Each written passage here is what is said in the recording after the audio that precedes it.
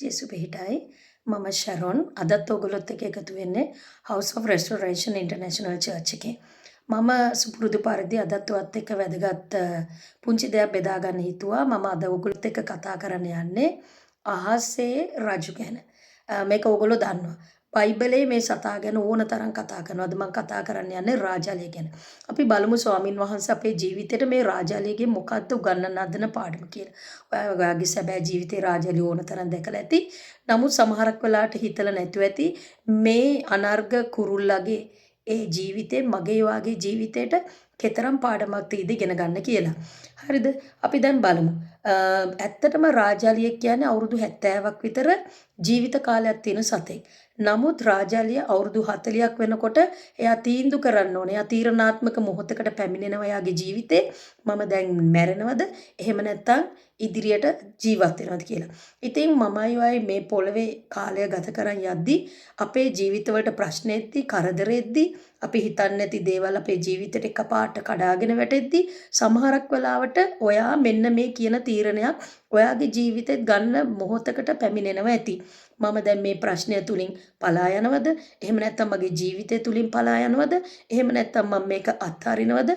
නැත්නම් මම මේකට මුහුණ දීලා ඉදිරියට යනවද? රාජාලියගේ ජීවිතෙන් මෙතෙන්දි මටයි ඔයාටයි ගොඩාක් ලස්සන පාඩමක් කියලා දෙනවා.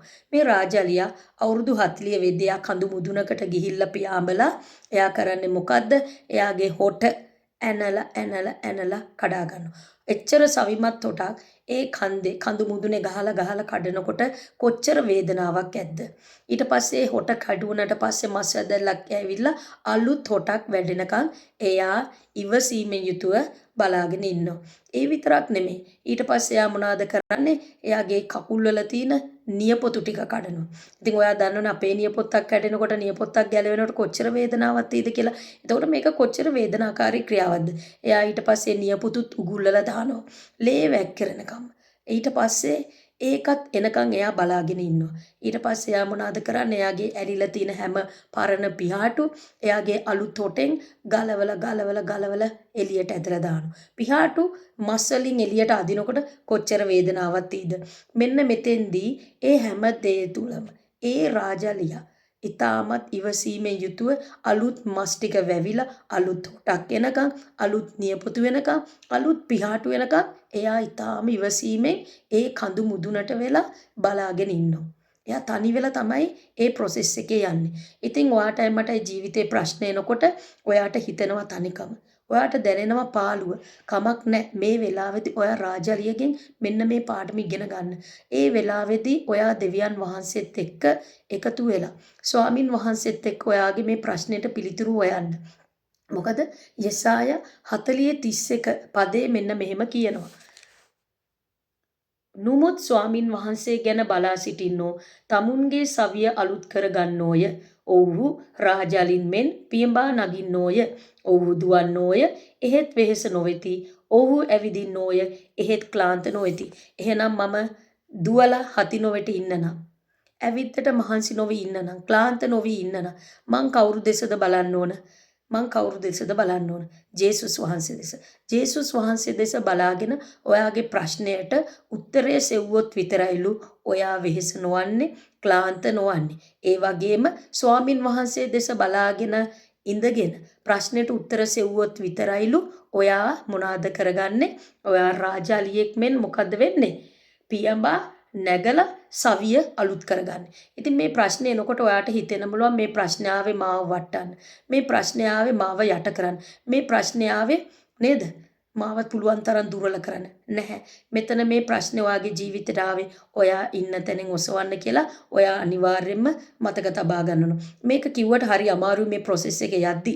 අමාරුවෙන් තමයි අපිට සාර්ථක දෙයකට ළඟා වෙන්න පුළුවන්. අපි ඉතා කෙටියෙන් යන මාර්ග හැමතිස්සෙම සාර්ථකත්වය අපිට తాවකාලිකයි.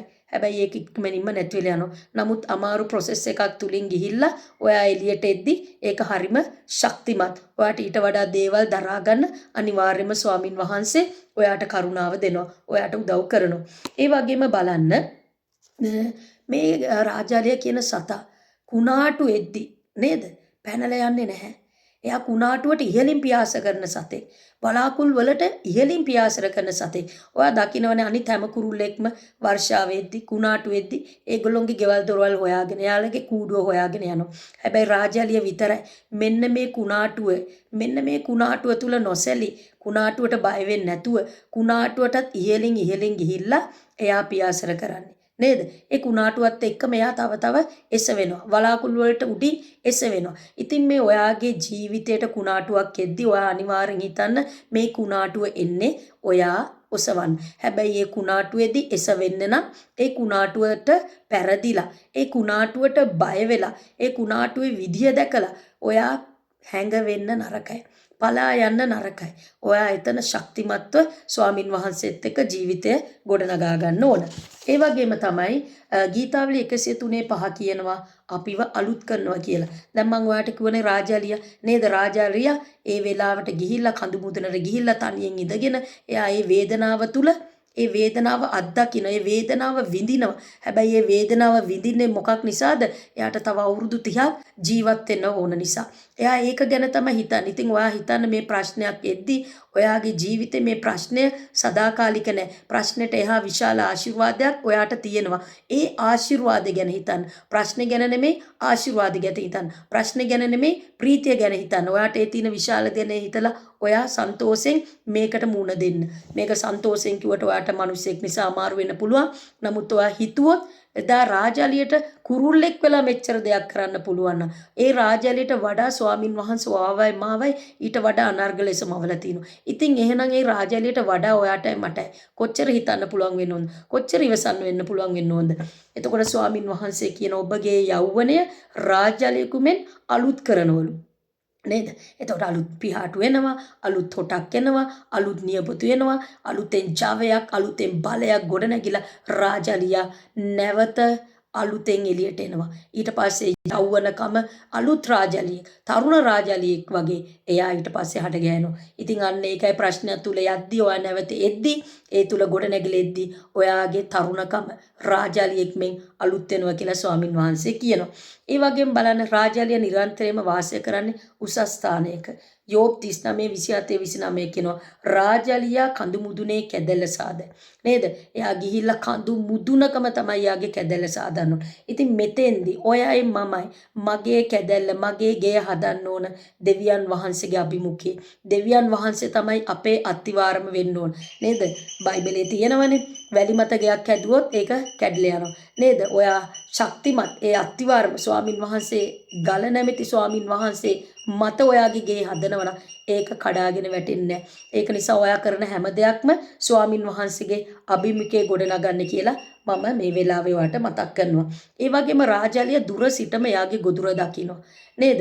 මටයි ඔයාටයි මේ එදා රාජාලියට තිබුණා වගේ හැකියාවක් තිබුණා නම් ඔයයි මමයි ගොදුරු වෙන්නේ නැහැ සමහර දේවල් වලට. ඔයයි මමයි ජීවිතේ වැරදි තීරණ ගන්නෙ නැහැ. අපි වැරදි යාළුවෝ තෝරගන්නේ නැහැ. අපේ ජීවිතේ අපි වැඩ කරන යද්දි වැරදි තීරණ ගන්නෙ නැහැ. අපිට රාජ්‍යලයක් මෙන් දුර තියා දකින්න පුළුවන්කමක් තිබුණා. නේද? එයාට කිලෝමීටර් 5කටත් එහා හොඳ විෂන් එකක් තියෙනවා. මනුෂ්‍යයට වඩා හොඳට පේනවා. ඉතින් මෙතන මමයි ඔයයි පෙනීම වර්ධනය කරගන්න ඕන අපේ ආත්මික ඇස. අපේ ආත්මික ඇස අරගන්න ඕන. අපි ස්වාමින් වහන්සේගෙන් ප්‍රඥාව ඉල්ලන්න ඕන.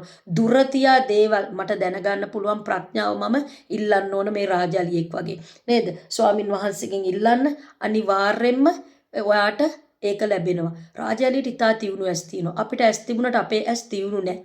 අපිට ඇස් තිබුණට සමහර කලට අපේ ඇස් පේන්නේ නැහැ. ඉතින් අපි ස්වාමින් වහන්සේගෙන් ඉල්ලමු රාජාලියක් මෙන් තියුණු ඇස් ඔයාටත් මටත් දෙන්න කියලා දුර තියා ගොදුර දුර තියා දේවල් තේරුම් ගන්න.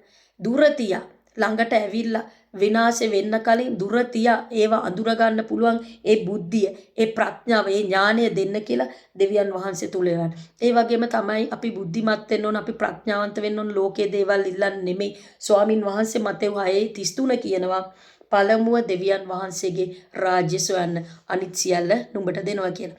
ඔයා දැන් දැකලා තියෙනවා රාජාලිය යාගේ පැටව කොහොමද පුරුදු කරන්නේ කියලා පියාඹන්න නේද? ඕනම කෙනෙක් රාජාලියගේ පැටවුනුත් නේ සුව පහසුවේ ඉන්නකොට එයා එතන පියාඹන්න කම්මැලි කමේ අම්මා ගෙනත් දෙන එක කකා බිබී ඉන්නවා. ඉතින් ඒ රාජාලිය පැටිය විතර නෙමෙයි මම අයියොත් එහෙමයි. අපිට දේවල් නිතින්ම ලැබෙනකොට අපි කම්ෆර්ට් සෝන් එකට පුරුදු වෙනකොට අපේ වර්ධනයක් නැහැ. අපි එතනම තමයි ඉන්න බලන්නේ. මොකද අපිට හැමදේම ලැබෙනවා. නමුත් ස්වාමින් වහන්සේගේ දරුවෝ විදියට ස්වාමින් වහන්සේ සමහර කලාට ඔයාවයි මාවයි ඒ කම්ෆර්ට් සෝන් වලින් අපිව පොඩ්ඩක් හොලවනවා. හෙලවෙනකොට ඉතින් හරි අමාරුයි. කටු ටික ඇනෙනවා. වේදනාව දැනෙනවා. මෙන්න මෙතෙන්දී ඔයා ඉතින් ප්‍රඥාන්ත වෙන්න මේ කම්ෆර්ට් සෝන් එක හෙලුණා කියන්නේ ඔයාව පහතට ඇල දාන එකක් නෙමෙයි. පහතට තල්ලු කරන එකක් නෙමෙයි.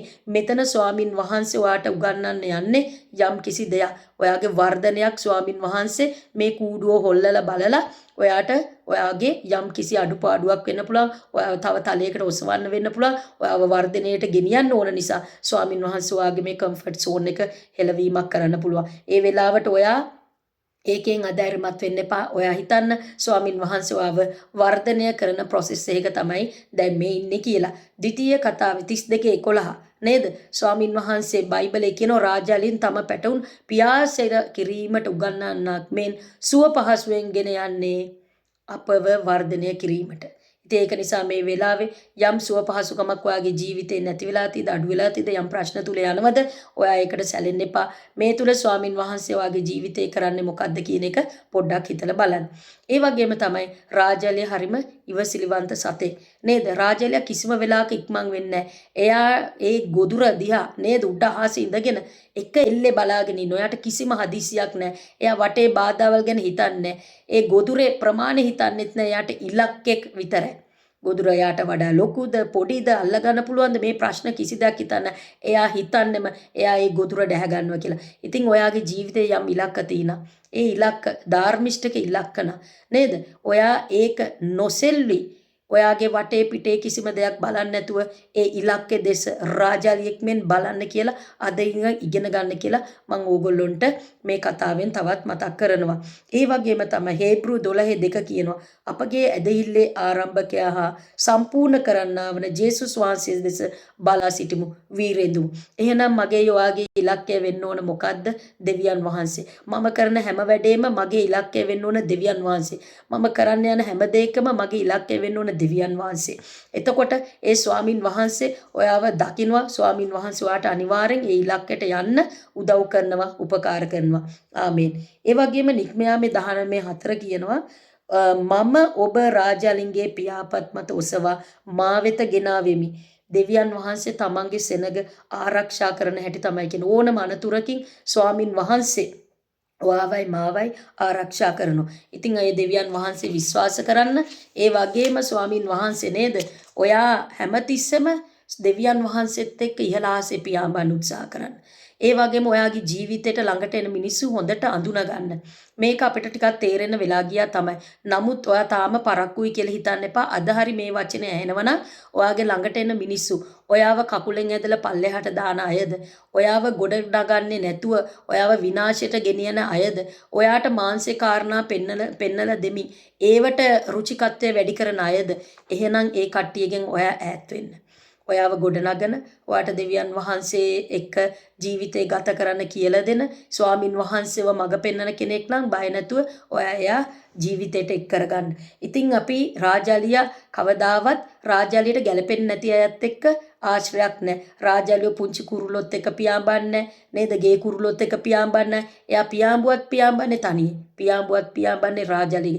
ඒක නිසා තමුන්ට ගැලපෙන අය තමුන් තෝරගන්න. තමුන්ව ගොඩනගන අය. අපි ක්‍රිස්තියානි දරුවෝ විදියට ඇදහිල්ලේ මහා කණු අපේ ජීවිතවලට එකතු කරගන්න.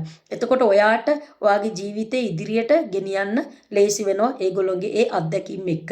ඒගොල්ලොන්ගේ බෙදා ගැනීම එක්ක. ඒ වගේම තමයි මම ඔයාට කිව්වා නේද? ඔයාගේ ප්‍රශ්නේ දෙස බලන්න එපා. එතකොට රාජාලිය එයාගේ ගොදුරේ ප්‍රමාණය බලන්නේ, ඒකේ සයිස් එක බලන්නේ. ඉතින් එයා මොන චැලෙන්ජ් එක ආවත් එයා ඒක අතාරින්නේ නැහැ. කුණාටුව එයා ගණන් ගන්නවත් නැහැ. ඉතින් මමයි ඔයයි මගේ ජීවිතේට කුණාටු වෙද්දී ඒ කුණාටු ගණන් ගන්න එපා. කුණාටු වල විශාලත්වය සොයන්න යන්න එපා. කුණාටුවට බය වෙන්න යන්න එපා. මොකද රාජාලිය බය සතෙක් නෙමෙයි. ඉතින් දෙවියන් වහන්සේගේ දරුවෝ කියන්නේ නිර්භීතකමේ ආත්මයක් තියෙන දරුවෝ.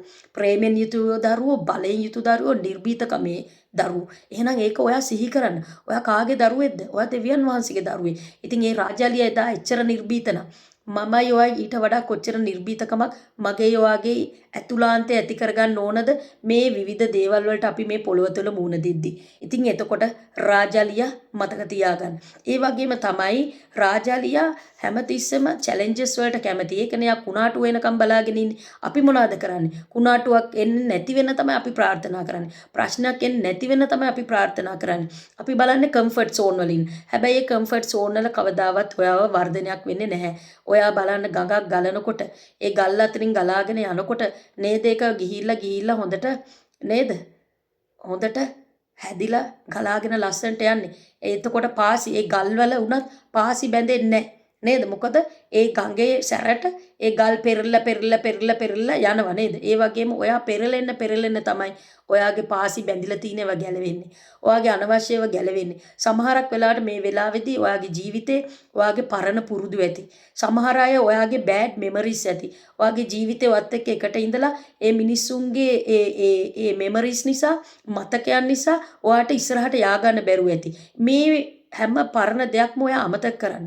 රාජාලියා තමුන්ගේ පරණ දේවල් නේද ඔක්කොම කඩලා දානවා. නියපොතු කඩලා දානවා. හොට කඩලා දානවා. පිහාටු ටික කඩලා දානවා. ඒ වගේ පරණ දේවල්, පරණ මතකයන්, පරණ ඔයාට පරණ විශ්වාසය, පරණ ඇදහිලි දේවල් මේ හැම පරණ දෙයක්ම ඔයාගේ ඒ හැම දෙයක්ම ගලවලා ඉවත් කරන්න. ගලවලා ඉවත් කරන්න. මේවා ගලවනකොට ටිකක් අමාරුයි. නමුත් ඔයාම තනියෙන් ඒවා ගලවලා ඉවත් කරන්න. ස්වාමින් වහන්සේගේ උදව් ඉල්ලන්න.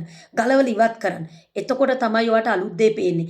ඔයා දැන් නැවත වර්තමානයේ ඉඳගෙන ඔයාගේ අතීතය තුල ජීවත් වෙනවා නම් ඔයා තාම ඉන්නේ පරණ තැන. අර බල්ලා වමනේට නැවත හැරිලා යනවා වගේ ඔයා ඉන්නේ තාම පරණ දේ තුල. පරණ දේ ඔයාගේ ජීවිතේ තියෙනකන් ඔයාට අලුත් දේ පේන්නේ නැහැ. අලුත් අවස්ථා පේන්නේ නැහැ. ඒව මග හැරෙනවා. ඉතින් මෙතෙන්දි රාජාලේ හිතන්න පරණ හැම දෙයක්ම පරණ මතක පරණ හැම දෙයක්ම පරණ තුවාල පරණ කැඩීම් බිඳීම් වැටිච්ච මේ හැමදේම ඔයා අමතක කරලා අලුත් තැන හිතන්න. අලුතෙන් ජීවිතය පටන් ගන්න. අලුත් රාජාල පැටියෙක් වගේ. ඒ වගේම තමයි රාජාලිය කවදාවත් මැරිච්ච ඒ කියන්නේ මැරුණු දේවල් කන්නේ නැහැ. මැරිච්ච සත්තු කන්නේ නැහැ. එයා බලන්නේ අලුතෙන් දෙයක් දඩයන් කරන් ගන්න. ඉතින් ඒ කියන්නේ ඔයා පරණ දේවල් ගැන හිතාගෙන ඒව තියාගෙන ඔළුවේ සිහි කරගෙන ඉන්නේ නැතුව ඔයාගේ අතීතය අමතක කරලා දාලා දෙවියන් වහන්සේත් එක්ක අලුත් ජීවිතයකට යන්න. මේ දෙවියන් වහන්සේ බලාගෙන ඉන්න ඔයා රාජාලියෙක් මෙන් අලුත් කරන්න. ඉතින් ඒක නිසා ඒ process එකේ යනකොට ඔයාට වේදනාකාරී වෙන්න පුළුවන්. නමුත් ඒ වේදනාව තුලින් ඔයා එන්නේ එළියට. නේද? ඉතින් මම ඔයත් එක්ක බෙදාගෙන තිනවා බෙල්ලෙක් කැපෙනකොට බෙල්ලගෙන් කතාලා අහනකොට කැපෙනවන කොච්චර රිදෙනවද කියලා කියයි. නමුත් බෙල්ල කැපිලා අවුරුදු ගාණක් එන්නේ මුතු වෙලා. ඉතින් මේ මුතු කොච්චර වටිනවද නේද? ඒ වගේම රත්තරන් පුලුස්සන්නේ කොහෙද? ගින්දරේ. ගින්දරේ පිරිස්සනකොට හරි අමාරු. නමුත් අනර්ග රත්තරන් නේද? නිෂ්පාදනයක් එළියට එනවා. මේ වගේ හිතන්න. මේ ඔයාව කැපෙනකොට මැදෙනකොට ඔයා අනිවාර්යෙන් හිතර ගන්න. ඔයාව කැපෙන්නේ මැදෙන්නේ අලුත් වටිනා සහගත අලුත් දෙයක් ඔයාගේ ජීවිතේ අලුත් කෙනෙක් ගොඩ නැගෙන්නේ කියලා. ඒ වගේම තමයි ඊගල්ස්ලා නේද?